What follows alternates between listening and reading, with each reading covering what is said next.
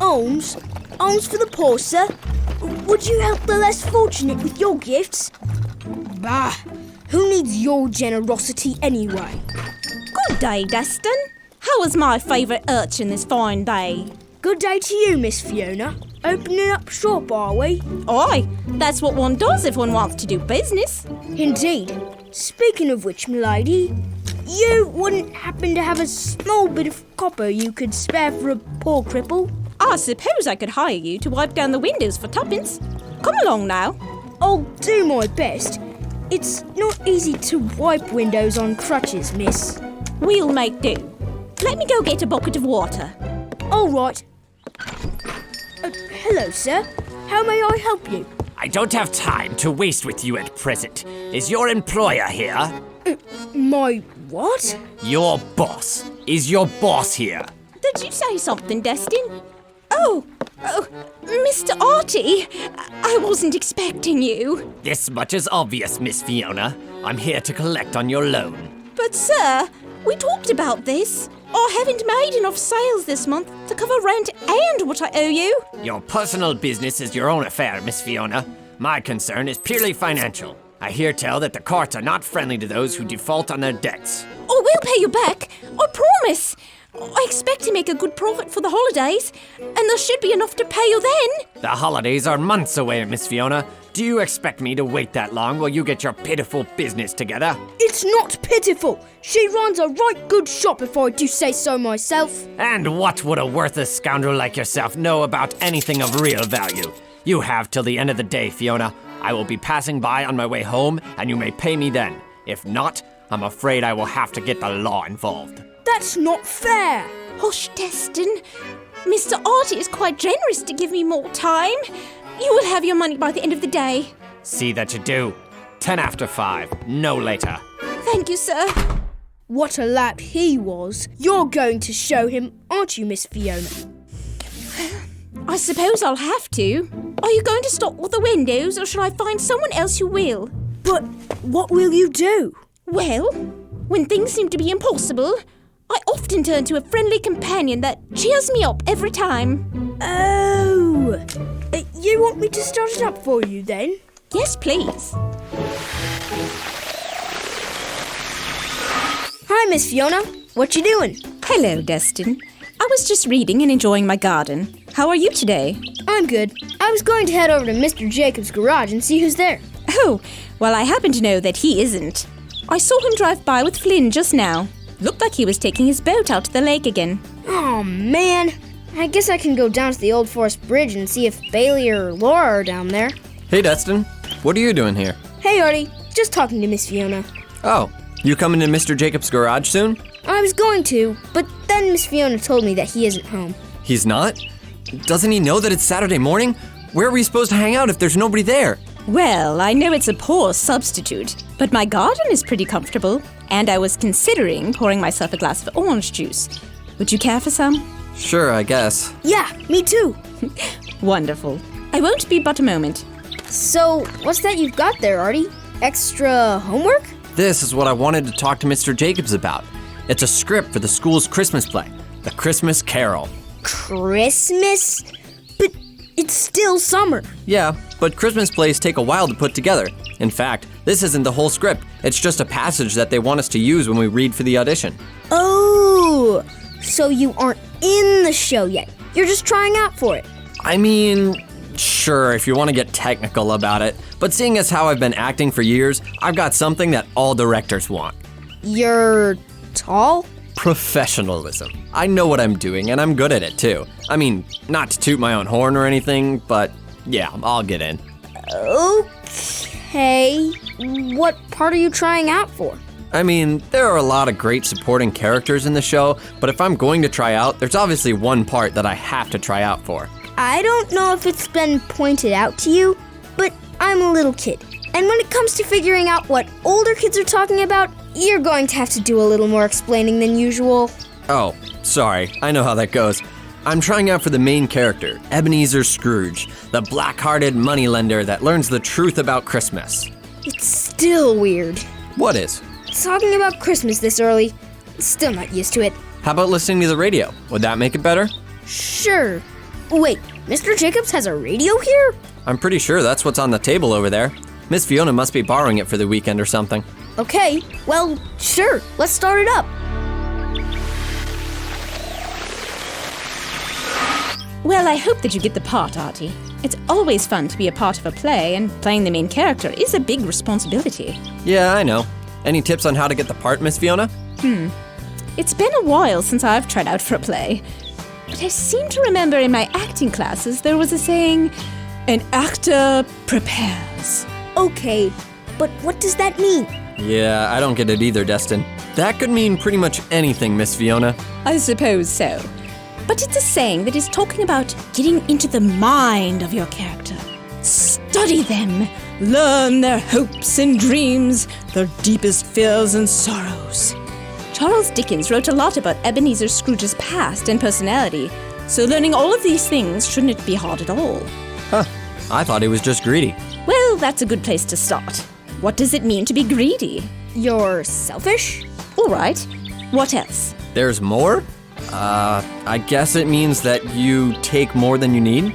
Good. So we know that it's caring only about yourself and taking more than you need. But why do you think that Ebenezer Scrooge acts that way? Because he's the bad guy? I think you're right, Destin. But very often, there's something in our minds that makes us do what we do. Well, yeah, all of us have a part of us that makes us do what is wrong. That's what the Bible says anyway. That's true. Romans 8, Galatians 5, and other parts of the New Testament talk about this aspect of being human. These verses call it the flesh. Sounds kind of gross. I can't say I disagree with that. The flesh is what tells people it's okay to do things that are wrong because it will feel good. Or at very least, make pain and sadness go away for a little. Yeah, my brother Zach was telling me about some of his friends from college that aren't doing well right now because that's what they do all the time. He says some of them have even been arrested for doing bad stuff at some pretty crazy parties. Like what? Mom wouldn't let him tell me, but I just know that they were doing what Miss Fiona's talking about, trying to feel good and forget about their troubles. Yes. There are many ways that people can get in trouble looking for good feelings. But you know, this kind of thing can even happen with good things too. Good things? What do you mean? Take food, for instance. I'm pretty sure that we can agree that food is one of God's greatest gifts to the world. But the flesh, this drive to do whatever it takes to feel good, tells us that if a little bit of food is good, then why stop there? Why not a little more? This can take a good thing like enjoying a meal and turn it into eating way too much. Okay, so back to Ebenezer Scrooge. Money isn't a bad thing really, but he loved it so much that it became a bad thing. Exactly. I'm still not understanding how a good thing can be a bad thing. Like, how good food can become bad for me? I mean, unless you leave it in the fridge too long. That is one way. But I think a drama script might help us out here. Don't tell me Mr. Jacobs sent you a script this morning that just so happens to be about what we've been talking about? Nope. He just gave me access to his cloud storage. He's been uploading scripts, so they aren't just stored away in some file cabinet where no one can get to them. I'll just have to skim through and see what I can find. And I guess we'll listen to the radio. And now, from the garage of Lionel Jacobs comes the pretty good drama, The Little Engine That Couldn't Stop, an adapted biblical teaching about self-control. Far away in a land where steam trains ruled the rails, there lived a little engine and his driver, Austin Vales. That's right, I run this engine, and we are always on time. Sometimes we're delayed by weather, but that ain't no fault of mine. Driver's right, we're really fast, and anybody knows that when it comes to travel, we're the fastest travel goes. So you can imagine there was a local sense of pride of the speed at which you traveled on this pretty sweet train ride. Austin waved at the children, the engine's whistle blew, and everyone would come to watch the train rolling through. It was one night, the engine thought. It's great I am so fast. If anyone asked to race, I'm sure they'd come in last. I'd chuff and puff and heave and hoe and leave them far behind. And at the end, I'd be dubbed King of Engine Kind. Hello there, friend. the driver called as he settled in his place. I heard you talking as I approached. What's this about, a race? I was just thinking how fast I am and how I enjoy it so. You just pull the handle and toot toot, off I go. The driver cracked a smile and he stoked the fire bright. Well, tell you what, my engine. Let's go as fast as light. They sped around the rail yard collecting all their cars, aided by the moonlight and a million shining stars. All aboard! The engine cried, ready to begin. The passengers all took their seats as they piled in. Austin pulled the lever and the engine picked up speed. He stopped at 45%. That's all we really need. But the engine wouldn't have it. He loved the rush and said, Austin, give me power! I need to forge ahead! Austin chuckled at his friend and pushed the lever more. The engine lurched with added force as the percent was 64. Faster, faster! The engine cheered, his judgment getting hazy, and at his word the driver went and did something quite crazy. I'll go 100. He yelled as he pushed the lever all the way, and what happened next was incredible. A legend to this day. 1 minute they were in New York, the next they'd see Niagara.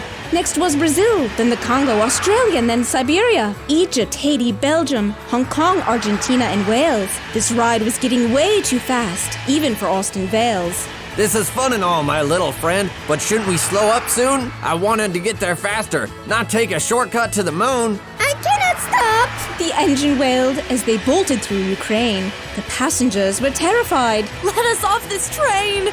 But to no avail did they cry, for stopping there was none. In Portugal, Mongolia, Mexico, or Lebanon. But finally, after what seemed like days, the train did slow down. And when it stopped, all on board jumped off and kissed the ground. Everyone was okay, and for this they gave a shout. But the engine would never go again. His parts were all worn out. His brakes were completely melted, as were his wheels and frame. Even if they could fix him, he'd never be the same. The moral is that there are things that are not bad in life. Money, food, exercise, and the love of man and wife. All these things are good, but turn bad if we let them. If we lose all control and do anything to get them. Instead, chase after God, because only He can make you whole. Don't be a slave to earthly things. Instead, have self-control.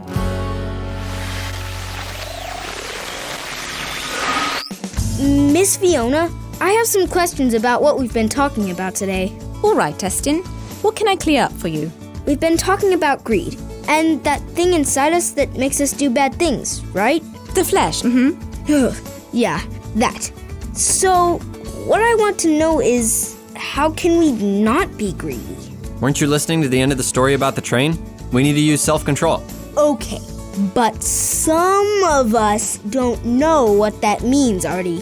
Let me explain. We talked earlier about doing things that make us feel good.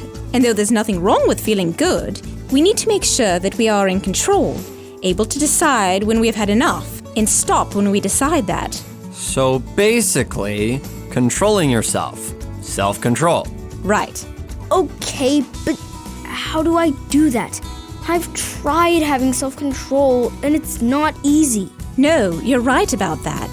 Self-control is something we need to practice to get good at.